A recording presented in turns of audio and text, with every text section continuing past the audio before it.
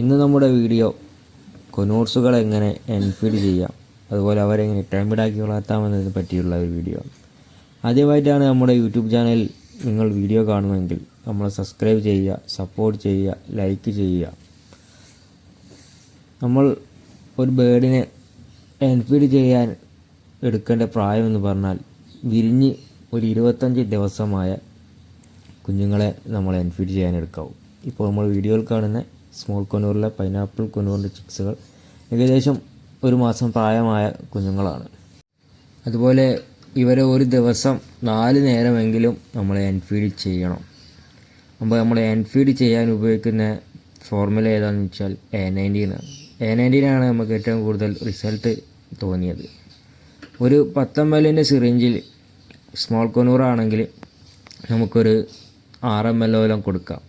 വലിയ ഒരു സൺ കൊനൂറൊക്കെ ആണെങ്കിൽ നമുക്ക് 10 ml സിറിഞ്ചിൽ 10 ml തന്നെ കൊടുക്കാം. അതുപോലെ ഇതെങ്ങനെ തയ്യാറാക്കണമെന്ന് വെച്ചാൽ ഇളം ചൂടുവെള്ളത്തിൽ എത്ര ബേഡാണുള്ളത് അതിനനുസരിച്ച് നമുക്ക് ഡയലോഡ് ചെയ്ത് ചെറിയ ഇളം ചൂടിൽ ഇവർക്ക് നമ്മൾക്ക് എൻഫീഡ് ചെയ്ത് കൊടുക്കാവുന്നതാണ്. 1.5 മാസത്തോളം നമ്മൾ ഇവരെ എൻഫീഡ് ചെയ്ത് ടൈമിഡാക്കി വളർത്താവുന്നതാണ്.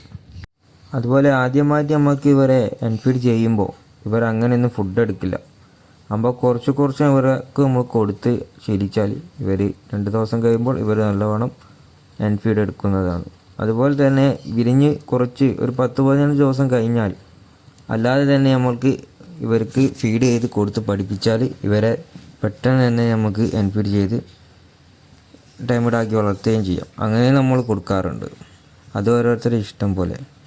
അതുപോലെ തന്നെ ഇവർക്ക് ഏകദേശം ഫെദറൊക്കെ വന്ന് സെൽഫ് ബീറ്റ് എടുക്കുന്നതിന് മുന്നേ നമ്മൾ എന്ത് വെച്ച് കൊടുക്കണമെന്ന് വെച്ചാൽ ചെറിയ സോഫ്റ്റ് ഫുഡുകൾ, മുളപ്പിച്ച ധാന്യങ്ങൾ, അതുപോലെ ആപ്പിള്, പിന്നെ അതുപോലെ പപ്പായ, തണ്ണിമത്തൻ, പഴം, അങ്ങനത്തെ ചെറിയ സോഫ്റ്റ് പഴങ്ങൾ വെച്ച് ഇവരെ നമുക്ക് എന്ത് ചെയ്യാം, ഇവരെ ഭക്ഷണങ്ങൾ കഴിപ്പിച്ച് പഠിപ്പിക്കാം.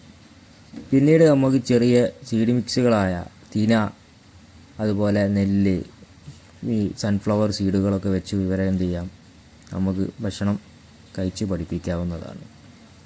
പിന്നീട് നമുക്ക് ഇവരെ നല്ലവണ്ണം ആക്റ്റീവാക്കി ടൈമിഡാക്കി നമ്മളുമായി ഏകദേശം ഇണങ്ങി കഴിഞ്ഞിട്ടുണ്ടാവും. അതുപോലെ തന്നെ ഇവരെ നമ്മൾ ഇടയ്ക്കിടയ്ക്ക് എടുത്ത് നമ്മൾ എന്ത് ചെയ്യണം, തലോടി കൊടുക്കുക, അവരോടൊപ്പം നമ്മൾ ഒരു ടൈം സ്പെൻഡ് ചെയ്യുക. അങ്ങനെ ചെയ്താൽ മാത്രമേ ഇവർ നമ്മളുമായിട്ട് നല്ലൊരു ബോണ്ടിങ് ആവുള്ളൂ. അല്ലാതെ നമ്മൾ കുറച്ച് ടൈമിഡാക്കി വളർത്തിയതിന് ശേഷം ഇവരെ കൂട്ടിലിട്ട് കഴിഞ്ഞാൽ ഇവരെന്ത് ചെയ്യും, നമ്മളോടുള്ള ഇണക്കം നഷ്ടപ്പെടും. അങ്ങനെ സംഭവിച്ചു കഴിഞ്ഞാൽ പിന്നെ നമ്മൾ കൈമലൊക്കെ കിട്ടുമ്പോൾ പറന്നു പോയാലൊക്കെ തിരിച്ചു വരാനൊക്കെ ഭയങ്കര ബുദ്ധിമുട്ടായിരിക്കും. അന്നപ്പോൾ ഇത്രയേ ഉള്ളൂ നമ്മുടെ വീഡിയോ.